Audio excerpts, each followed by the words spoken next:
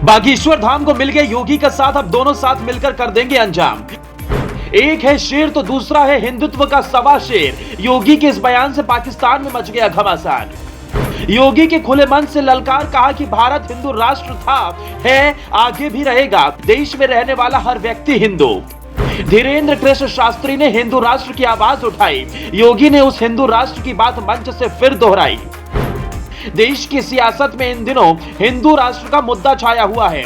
बागेश्वर धाम के पंडित धीरेन्द्र शास्त्री ने खुले मन से देश को हिंदू राष्ट्र बनाने की जब बात कही थी, तब पूरे देश में हड़कंप मच गया था। पंडित धीरेन्द्र शास्त्री ने साफ कहा था कि उनका सपना भारत को हिंदू राष्ट्र बनाना है। तब कई देश विरोधी लोगों ने बागेश्वर महाराज के इस बयान पर सवाल खड़े किए थे, लेकिन तब धीरेन्द्र शास्त्री इस मैदान में अकेले शेर थे। अब दो हो गए हैं। बागेश्वर महाराज के बयान के बाद योगी आदित्यनाथ ने हिंदू राष्ट्र बनाने की मुहिम को और धार दी है। सीएम योगी ने कहा कि भारत एक हिंदू राष्ट्र है, था और रहेगा। सीएम योगी ने कहा कि भारत में रहने वाला हर नागरिक हिंदू है। इसे धर्म, जाति और मजहब के हिसाब से नहीं देखना चाहिए। योगी के इस बयान के बाद देश में एक बार फिर से हिंदू राष्ट्र की मुहिम और उस पर बहस तेज हो गई है। चलिए अब आपको योगी का पूरा बयान बताते हैं। एक कार्यक्रम में पहुंचे सीएम योगी आदित्यनाथ से जब हिंदू राष्ट्र को लेकर सवाल किया गया, तो उन्होंने खुले मंच से लोगों को यह साफ समझा दिया कि हिंदू राष्ट्र से हमारा मतलब क्या है। योगी ने कहा कि हिंदू कोई मत, कोई मजहब, कोई संप्रदाय नहीं है। ये एक सांस्कृतिक शब्दावली है जो भारत के हर एक नागरिक पर फिट बैठती है। सीएम योगी ने आगे कहा कि भारत का कोई व्यक्ति हज करने जाता है तो उसका संबोधन वहां हिंदू नाम से जाना जाता है। अगर भारत का कोई व्यक्ति हज करने जा रहा है, वहां कोई उसे हाजी इस्लाम के रूप में नहीं मानता, वहां उसे हिंदू के नाम से संबोधित किया जाता है, तो उसे वहां कोई परेशानी नहीं है। इस हिसाब से देखा जाए तो भारत हिंदू राष्ट्र है, क्योंकि यहाँ का हर नागरिक हिंदू है। योगी केवल यही नहीं रुके। योगी ने कहा कि हिंदू कोई जाति सूचक, मत और मजहब सूचक शब्द नहीं है। इसकी व्याख्या बहुत बड़ी है।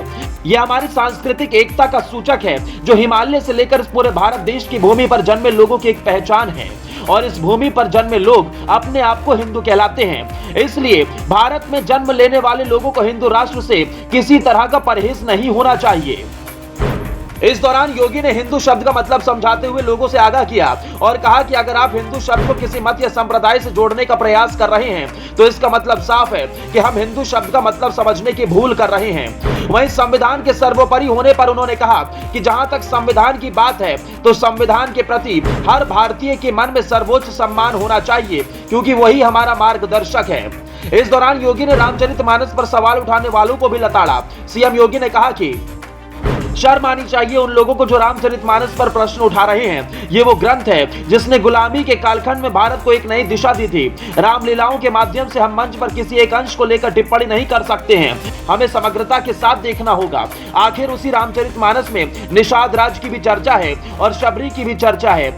अब उसके महत्व को कैसे नकार सकते हैं। आपको बता दें, योगी से पहले मध्य प्रदेश के छतरपुर से धीरेन्द्र कृष्ण शास्त्री हिंदू राष्ट्र के जयकारे के साथ देश में अलग जगह चुके हैं। तब हिंदू राष्ट्र के जयकारे के साथ बागेश्वर महाराज ने कहा था कि भारत को हिंदू राष्ट्र बनाना और सभी को सनातनी बनाना उनका लक्ष्य है और वो इस लक्ष्य को पूरा करके रहेंगे।